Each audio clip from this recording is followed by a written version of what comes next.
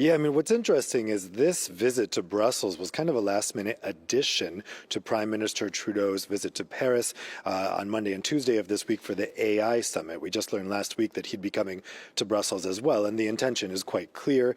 Both the EU and Canada are the targets right now of the United States for both Trump's military threats and his economic threats. Of course, he tried to impose a 25% blanket tariff on Canada last month before walking that back, giving a 1-month reprieve.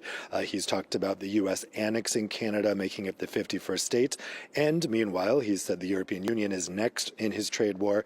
And also, he's made threats to annex Greenland, a territory of an EU member state. So right now, the EU and Canada have a lot in common in that they are being targeted by Trump. And so clearly this was an attempt to kind of coordinate the response here. Now, coming into this meeting, both Trudeau and the EU leaders were keen to stress the benefits of the CETA free trade agreement that partially went into effect in 2017.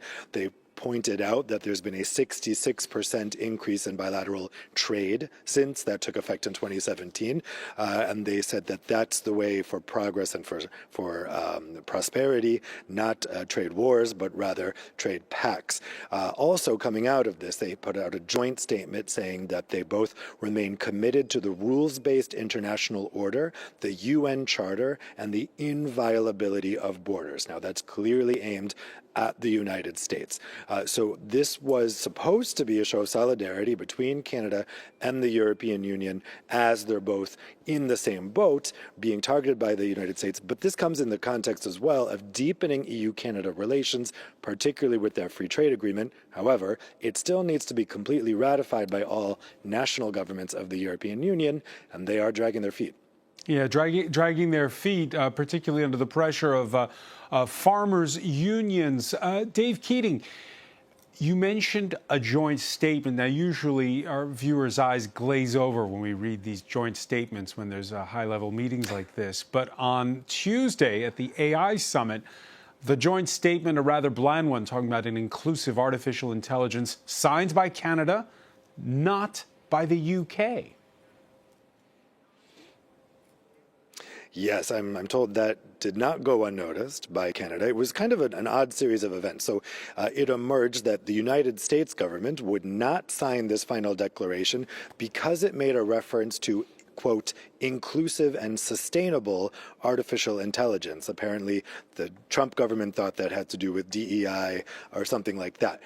But in the end, the UK decided also to not sign that final declaration, but they can't seem to explain why. What seems pretty clear is that they were afraid that signing it would offend Donald Trump because they haven't really offered any other explanation for why it was only them in the US that decided not to sign it. And this comes in the context of an overall souring of relations between Canada and the UK, because the UK is in a difficult position here because Donald Trump has said, oh, maybe the UK can be exempt from my tariffs, maybe not. And so Prime Minister Keir Starmer has clearly made the choice to keep his head down, not to be expressing solidarity with Canada over the trade war or with Denmark over the threats to Greenland, and not try to upset Donald Trump in any way. But that is hurting the UK's alliances, both with Canada and with Europe. And so what I think we're seeing here is Canada drifting closer to the European Union and further away from the United Kingdom, which of course it was part of just 40 years ago, technically. And so that's quite an interesting development. I think that, the UK in the short-term interest here is keeping their head down to avoid the tariffs. In the long run, this could be doing serious damages to alliances. And this type of thing that we saw today with the European Union could be a sign that deepening Canadian-EU ties will come at the expense of Canada-UK ties.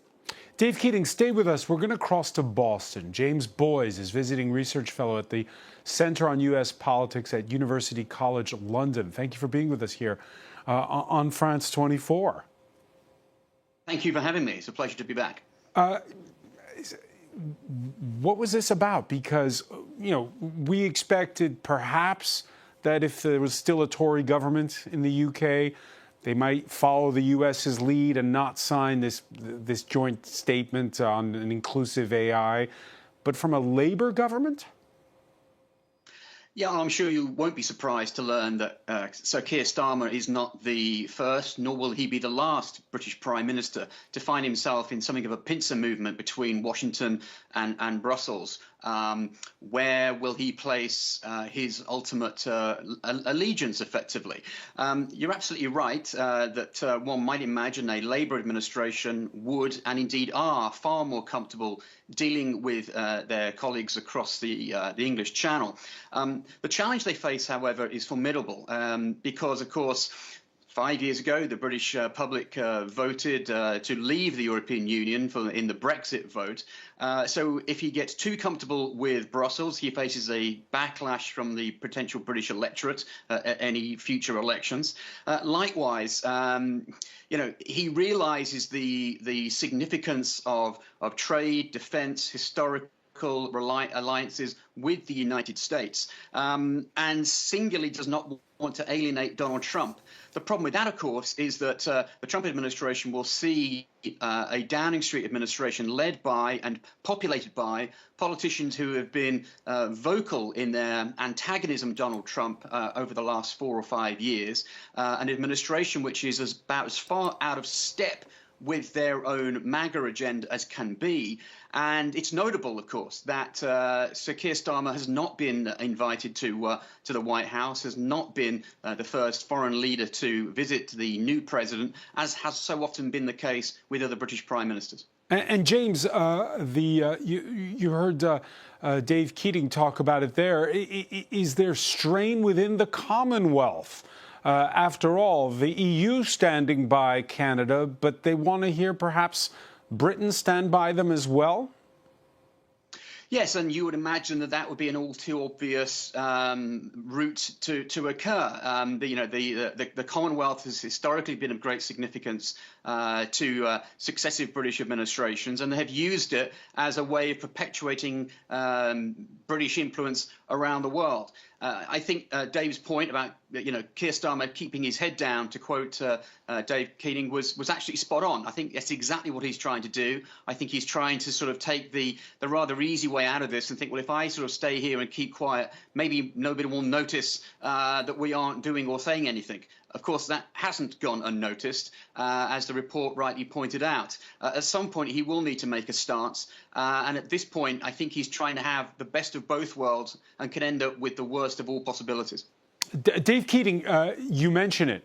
Justin Trudeau not going to London on this trip. Now, it should be said, Keir Starmer did come to Brussels and meet with EU leaders, first British Prime Minister to do so since 2019. How would you compare the visit last week by Keir Starmer and this visit by Justin Trudeau? Well, it was awkward, I think, because Starmer is very, very hemmed in by the red lines that he set himself, which are essentially the same red lines that Boris Johnson set. So, he was there for the dinner with EU leaders. By all accounts, we heard it was not super warm and not unfriendly by any means, but not, they didn't sense this openness. What we're hearing here in Brussels and from European capitals is that they have an increasing sense of pessimism that anything will change with this Labour government compared to the previous Conservative government.